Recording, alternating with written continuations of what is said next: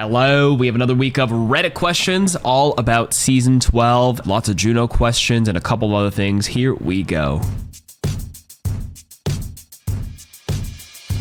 Why is everyone saying Juno is weak? I understand she may have gotten minor nerfs in the patch notes, but also accompanied by minor buffs as well. It's like all of a sudden, everyone I hear is dogging on this character, as if they weren't praising her 2 weeks ago. They said she has overperformed in the healing stat, and honestly, she did. I haven't had any trouble keeping up with my team, and if I do, it's accompanied by a low heal hero like Zen or Mercy that can't keep up the rest of the team. Juno IMO, in my opinion, is one of the best supports right now, and I love to see them on my team if you can make good use of the speed ring. And the amazing all this hero has is like the mercy of tank heroes being able to have good enough heals to keep them up, and the speed ring on top of the multi-target pressure from the ult. I don't see how people can think she's weak, especially bad. She isn't meant to heal bot. She has speed boost, one of the most powerful things in Overwatch. I just feel like a lot of people don't see the value of the character. Okay, first of all, that is the biggest run-on sentence I've ever seen in my life. Second of all, this was 6 days ago, and she did receive a buff, I believe, on Friday, August 23rd. So this was before the hotfix buff. In my opinion, especially after the buff last Friday, I actually think she's on the stronger side of above average right now. I actually think she's underrated. There's a couple of top streamers and pro players playing a lot of Juno and ranked and hitting champion right now, and I have a few reasons why I think people considered her weak, especially before that hotfix patch. Number one, the meta in the high end is completely driven by D.Va and Winston right now, which is very fast, very mobile, very divey. And dive and tracer, like D.Va or Winston plus a tracer plus even a Sombra or anything, absolutely eats Juno up, because Juno has no defensive ability. She has no, regen burst, no self-nade, no anti-nade, no sleep dart, no lamp, no Suzu, no TP. Her entire survivability is dependent on whether you're moving quick enough with your glide boost and around a corner that you can dodge somebody. If a tracer gets a whiff of you and you're in a bad spot, you are probably dead if you can't glide away around a corner. She also got her 225 HP. That was the nerf, and that survivability really hurt in a meta that's dominant by, the D.Va Winston tracer, like I said. Now you couple that with a nerf to the fire rate on her gun, right? The healing is still very good when you shoot a teammate, but when you shoot an enemy, it's pretty weak because the fire rate is like 15 or 20% worse than it was during the playtest. And number two, if you're in the neutral in the poking phase, there's fall off damage on it, or fall off range, excuse me. So you almost do nothing at long distances. And if you shoot an armored target, yeah, good luck. Without being good in the neutral, is she good at 1v1 close duels? Not really. Like I said, Tracer eats her up because she has no defensive abilities. And her HP is lower, and her, fighting back potential with her slower weapon speed is weaker against, fighting those duelists. So she just kind of fell over, and then people considered her pretty damn weak. Now, when they buffed her on Friday, they increased the uptime of that glide boost, making that one part of her kit that helps her survive better, because it's now on a 6-second cooldown instead of 8.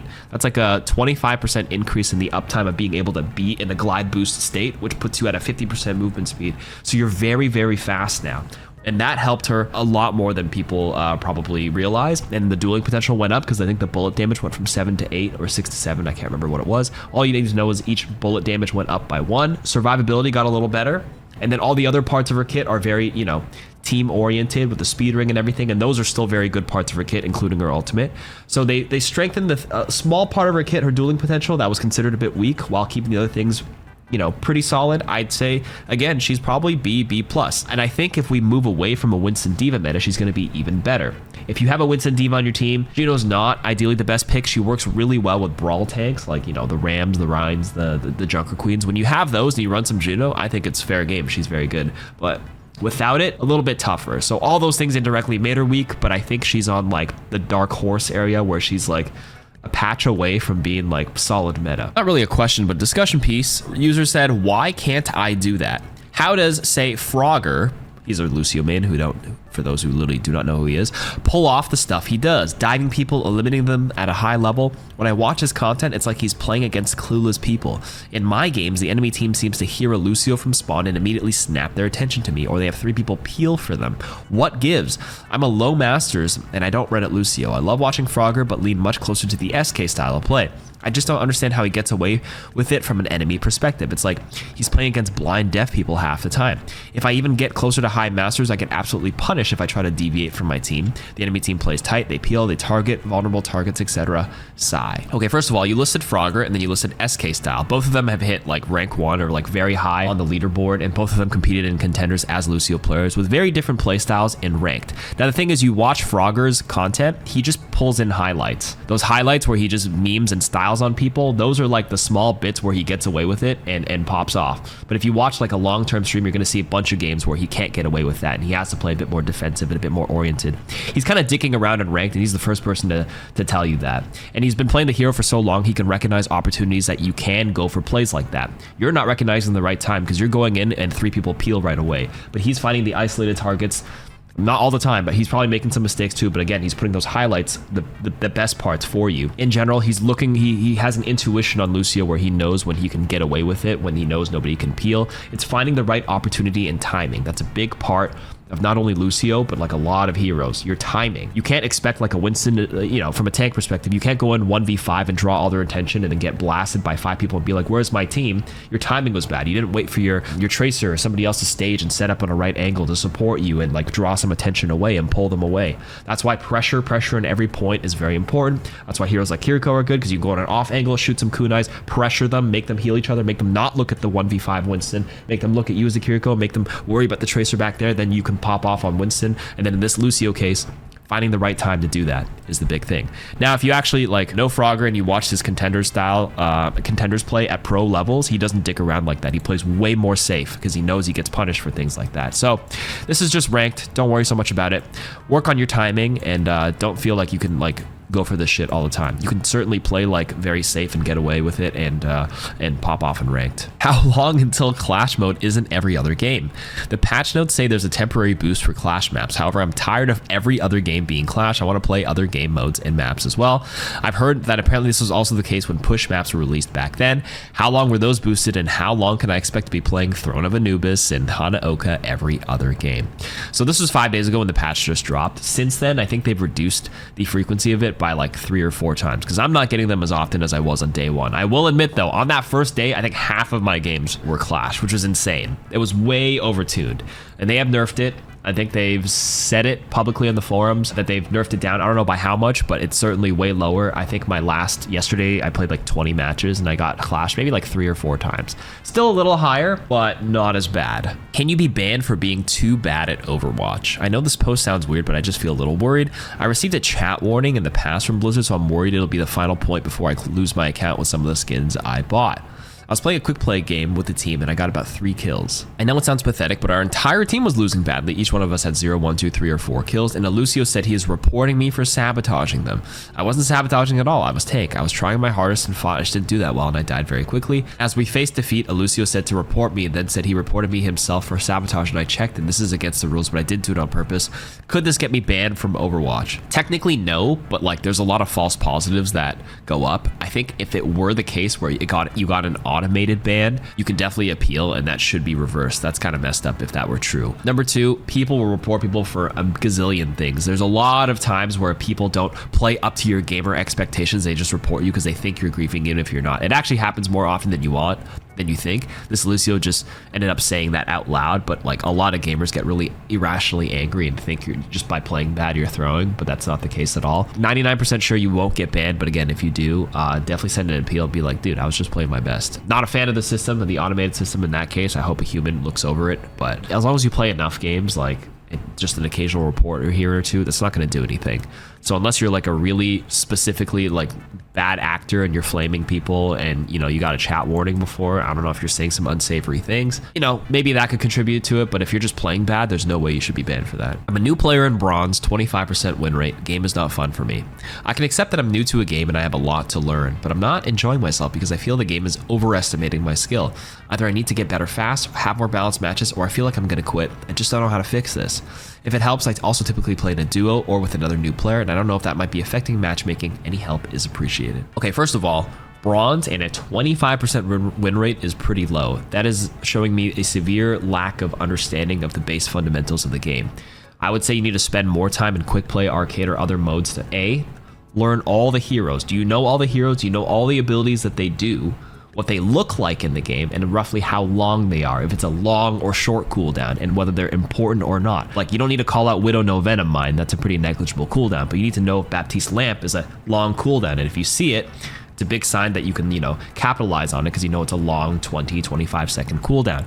You need to also learn all the maps. There's like 30, 40 maps in the game if we include like 3 sub-maps of every control map. It's a lot to learn, and I think you just need more time building up the base knowledge and fundamentals before you hop back into ranked, especially if you're not having fun and not having a good time, because winning is fun, and you're going to certainly win more in quick play and other modes. Duoing is okay, especially if they're a new player, but like duoing with anybody with like any sort of base MMR in ranked, or any sort of rating is going to skew you into some really high rank games that you're not ready for, so I would avoid that. How do I stop my teammates from dying in 1v5s? How do I stop people from walking into a team full of enemies, dying, and then spamming pings? 20% of my games are just, 2 to 3 people on my team are 15 plus deaths, and continually walk in 1v5, 2v5, use cooldowns, and die. I am genuinely desperate. Do I go with them? Do I play Mercy and res them, Lifeweaver and yoink them back? Do I go Mei and wall them off? What do I do to stop them from doing that? Typing to them makes me angry and hateful of me, as apparently I should be healing them nonstop and if I stop healing them, I am a slur. Do I just write off these games and go next? Do I try and like pick Zen and Bap and desperately pick up some of the slack and make plays myself? I'm so lost. I feel so bad. Like I deserve to be in bronze because I can't 1v5. I try my best and play my best every game, but it's so hard. It's really breaking me. Okay, well, first of all, luckily in Season 12, the wave respawn mechanic helps people group up. It is actually, I think a post came out today that it's reduced like one-sided games by like a lot, like 7-8%, which is good. So basically what the wave respawn is, if people die and they're caught within a 6-second window, they both spawn together. So number one, you could wait and try to group up and try to go with them, because everybody making a play together ends up being a pretty solid play in a lot of cases, even if it's the wrong choice. The higher ranks, like playing together will generally net you more team fight wins than just, oh my god, don't go in there, and then you just watch them die, versus you like actually going in them and helping and maybe securing a kill or two. So my first suggestion is go in with them and assess whether it's good or not. Because if you just wait and watch them die, you're never going to learn, because now you look at all the questions you're asking. What am I supposed to do? Do I do this? Do I do that? I don't know. Try one.